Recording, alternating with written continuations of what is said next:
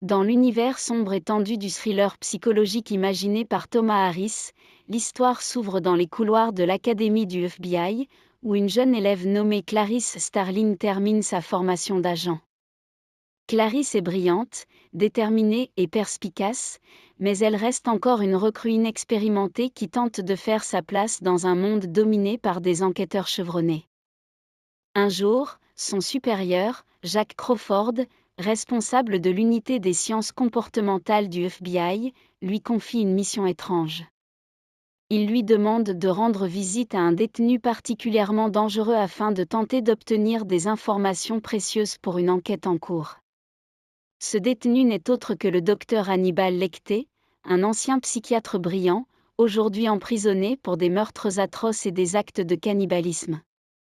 Crawford espère que Clarice pourra établir un contact avec lui et obtenir des indications sur un tueur en série qui terrorise actuellement le pays. Le criminel recherché est surnommé Buffalo Bill par les médias. Ce tueur enlève des jeunes femmes, les garde prisonnières pendant plusieurs jours, puis les assassine avant d'écorcher leur peau. Le FBI peine à comprendre ses motivations et à prévoir ses prochains mouvements.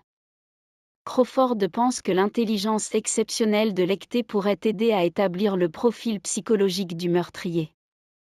Clarice est donc envoyée dans un hôpital psychiatrique de haute sécurité où Lecter est enfermé sous surveillance constante. Lorsqu'elle rencontre Hannibal Lecter pour la première fois, Clarice est immédiatement frappée par sa présence calme et presque élégante.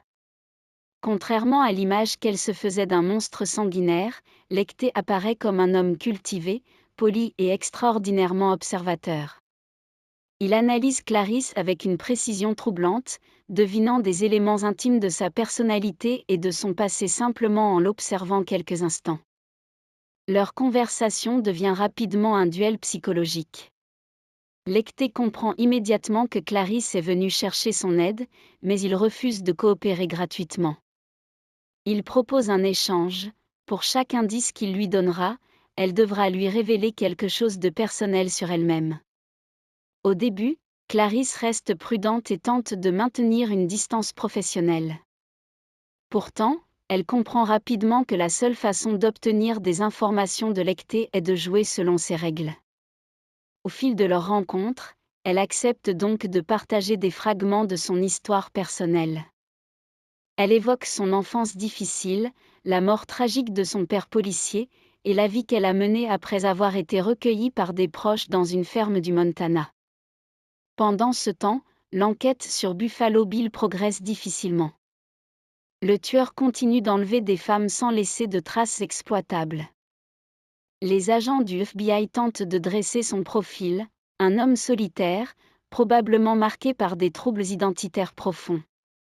Mais les indices restent trop vagues pour permettre de le localiser. Lors d'une nouvelle rencontre, Lecter commence à fournir des éléments plus concrets. Il pousse Clarice à réfléchir à la psychologie du meurtrier. Selon lui, Buffalo Bill ne se contente pas de tuer. Il cherche à se transformer lui-même. Lecter suggère que le tueur souffre d'un profond sentiment d'inadéquation avec sa propre identité et qu'il tente de devenir quelqu'un d'autre. Ces remarques intriguent Clarice et orientent progressivement l'enquête vers l'idée que le meurtrier pourrait être obsédé par la transformation physique. Peu après, un événement dramatique accélère l'affaire. Catherine Martin, la fille d'une sénatrice influente, est enlevée par Buffalo Bill. La pression politique devient immense et le FBI doit absolument retrouver la jeune femme avant qu'il ne soit trop tard. Clarice retourne voir Lecter, espérant obtenir une information décisive. Cette fois, Lecter accepte de l'aider davantage, mais exige une confession plus profonde de sa part. Il lui demande de raconter l'événement traumatisant de son enfance qui la hante encore. Clarice finit par révéler un souvenir qu'elle a longtemps tenté d'oublier. Lorsqu'elle vivait dans la ferme de ses proches, elle s'était réveillée une nuit en entendant des cris terrifiants provenant de la grange. Elle avait découvert que les agneaux de la ferme étaient en train d'être conduits à l'abattoir. Horrifiée par leurs hurlements, elle avait tenté d'en sauver un en le prenant dans ses bras et en s'enfuyant dans la nuit. Mais elle avait été rattrapée et forcée de rendre l'animal. Cet épisode, marqué par l'impuissance et la souffrance des agneaux, est resté profondément ancré dans sa mémoire. Lecter comprend alors que Clarisse poursuit les criminels en partie pour faire taire symboliquement ces cris qu'elle porte en elle. En échange de cette confession, Lecter lui fournit une piste importante. Il évoque un ancien patient nommé Jamie Gumb et laisse entendre que cet homme pourrait être lié à l'affaire. Cependant, avant que les enquêteurs puissent exploiter pleinement cette information, Lecter parvient à s'échapper lors d'un transfert dans une autre prison. Profitant d'une occasion inattendue, il tue plusieurs gardiens et disparaît, laissant derrière lui une scène d'une violence extrême. Malgré cette évasion spectaculaire, Clarisse reste concentrée sur l'enquête principale. Les indices fournis par Lecter lui permettent d'approfondir le profil du tueur. Les enquêteurs découvrent que Buffalo Bill fabrique des vêtements à partir de la peau de ses victimes. Cette révélation confirme l'idée qu'il cherche à créer une nouvelle identité en transformant littéralement son apparence. Pendant ce temps, Catherine Martin est toujours tenue captive dans un sous-sol sombre, enfermée au fond d'un puits profond. Buffalo Bill la surveille et attend que sa peau atteigne l'état qu'il juge nécessaire pour son projet macabre. Catherine comprend peu à peu le sort qui l'attend et tente désespérément de gagner du temps. Grâce aux recherches menées par Clarisse, le FBI identifie finalement un suspect potentiel correspondant au profil psychologique établi. Cependant, une erreur d'interprétation conduit l'équipe d'intervention à se rendre à une mauvaise adresse. Pendant que les agents envahissent une maison qui s'avère être celle d'un innocent, Clarisse poursuit seule une autre piste qui l'amène dans une petite ville tranquille.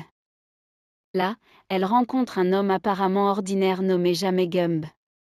Au premier abord, rien ne semble suspect, mais certains détails attirent l'attention de Clarisse.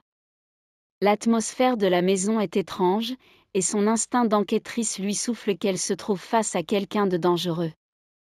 Lorsque Jamie Gumb réalise qu'elle commence à comprendre la vérité, il tente de fuir dans les profondeurs de sa maison. Clarisse le poursuit dans un sous-sol obscur où se trouve le fameux puits dans lequel Catherine est retenue prisonnière. La tension atteint alors son paroxysme. Les lumières s'éteignent et Buffalo Bill tente de traquer Clarisse dans l'obscurité en utilisant des lunettes de vision nocturne. Dans ce moment de silence absolu, Clarisse parvient à se concentrer et repère le bruit du revolver de son adversaire.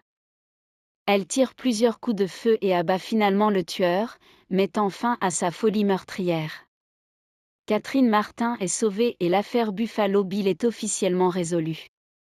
Clarice Starling reçoit les félicitations de ses supérieurs et termine sa formation au FBI.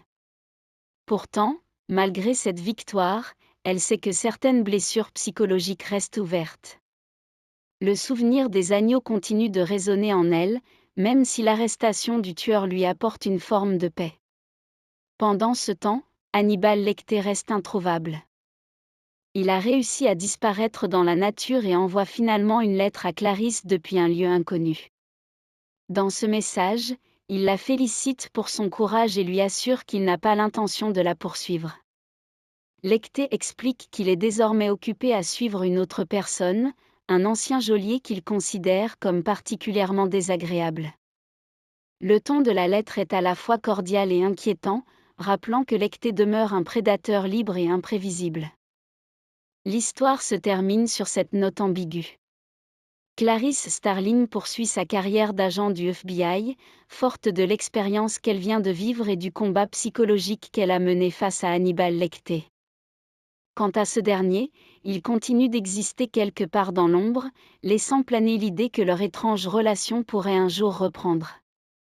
Ainsi s'achève le récit sombre et captivant de cette traque psychologique où intelligence, peur et manipulation se mêlent sans cesse. Si vous souhaitez découvrir cette œuvre dans son intégralité, en version audio, papier ou e-book, vous trouverez toutes les informations sur le site Plume Courte.